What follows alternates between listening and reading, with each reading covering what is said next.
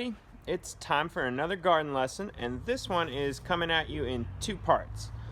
So today, for part one, we're going to be taking an inside, in-depth look at one of our favorite fall vegetables.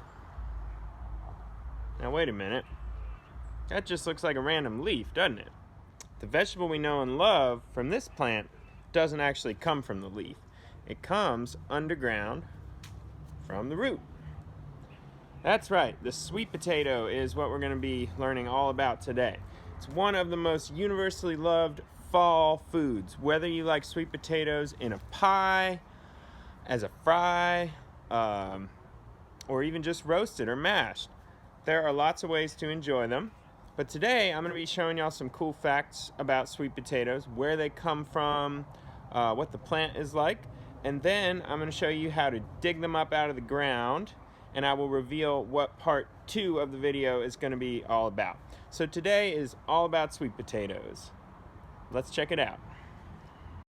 So sweet potatoes were first grown in South America, and then if you look on the map, the area in green is where native people used to grow them. So all the way up through where the southern US, kind of near where we live.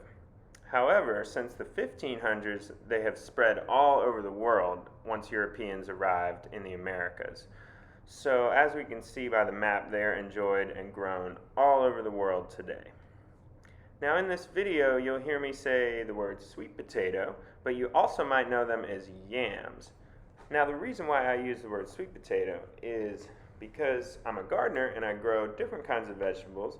I know about another kind of vegetable that's also called a yam that comes from Africa and Asia. And so I want to be really clear that it's the sweet potato that I'm talking about. You can still call them yams though. It's a term that a lot of people use. So let's check out sweet potato plants real quick. So they grow as vines, and you can see how all the vines are kind of taking up this whole garden bed. Now they're actually related to another type of vine plant called the morning glory that you might recognize for its pretty white flowers that just open in the morning hours. Now we do eat the roots mostly, but in some parts of the world they actually cook the leaves and eat them kind of like spinach.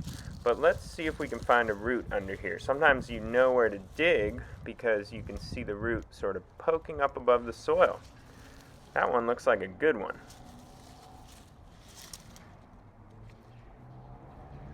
So here are some more sweet potato vines. As you can see, they are a little bit purplish on the end and have some greenish, sort of heart-shaped leaves, or almost like spades, kind of like that.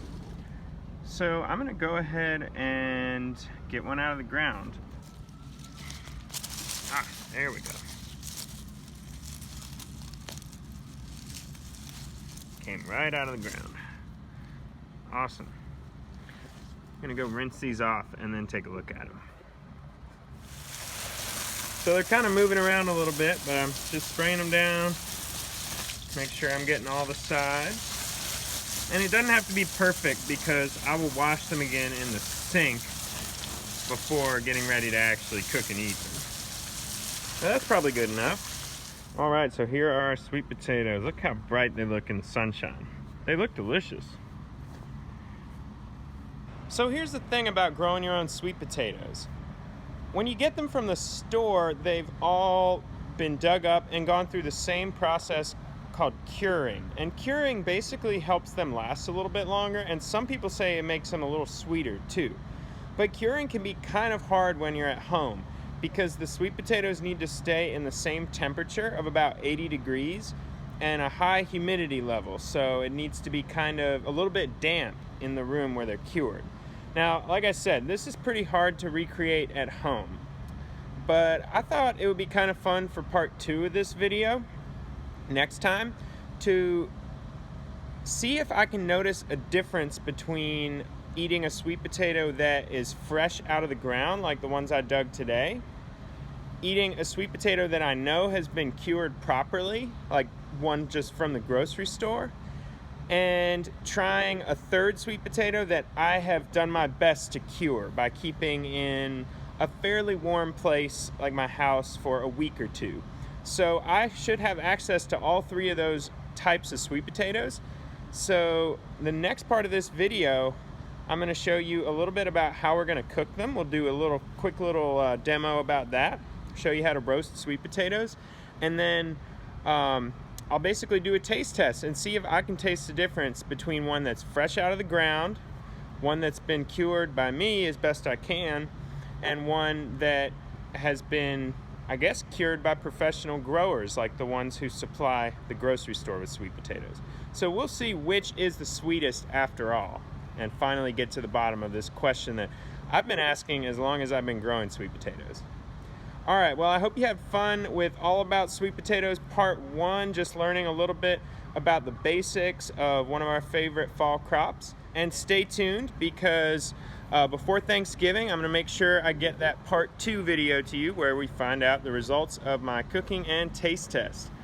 All right, y'all, have a good one. Bye-bye.